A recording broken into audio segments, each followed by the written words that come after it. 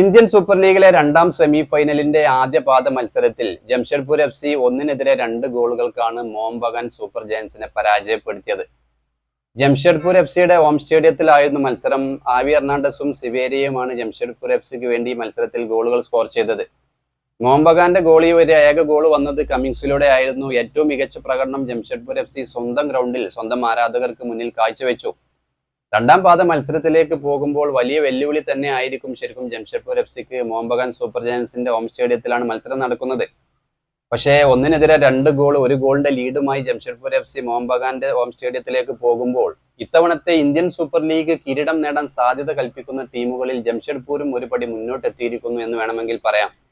ഏറ്റവും മികച്ച രീതിയിൽ മോഹനെതിരെ അവരുടെ സ്വന്തം സ്റ്റേഡിയത്തിൽ, ജംഷഡ്പൂരിന്റെ സ്വന്തം സ്റ്റേഡിയത്തിൽ കളിച്ചു. ഇനി മോഹൻ ഉയർത്തുന്ന അവരുടെ സ്റ്റേഡിയത്തിൽ ഉയർത്തുന്ന വെല്ലുവിളി കൂടി കടക്കാൻ കഴിഞ്ഞാൽ ഫൈനൽ പോരാട്ടത്തിലേക്ക് ഖാലിദ് ജമീലും ജംഷഡ്പൂർ FCയും കടക്കാനുള്ള സാധ്യത കൂടുതലാണ്.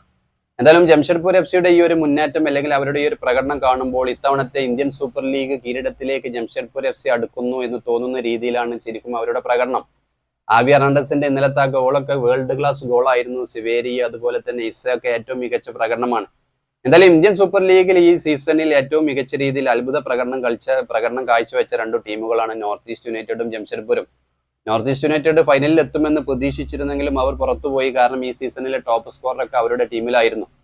എന്തായാലും ഖാലിദ് ജമീലിന് കീഴിൽ ജംഷഡ്പൂർ FC ഈ ഒരു പ്രകടനം കാഴ്ചവെക്കുമ്പോൾ ഇനി മോഹനെതിരെ അവരുടെ ഹോം സ്റ്റേഡിയത്തിൽ കൂടി ഈ ഒരു വെല്ലുവിളി അല്ലെങ്കിൽ മോഹന്റെ വെല്ലുവിളി കടക്കാൻ കഴിഞ്ഞാൽ ഇത്തവണത്തെ ഇന്ത്യൻ സൂപ്പർ ലീഗ് ഫൈനൽ പോരാട്ടത്തിൽ ജംഷഡ്പൂർ FCയെയും ഖാലിദ് ജമീലിനെയും കാണാം.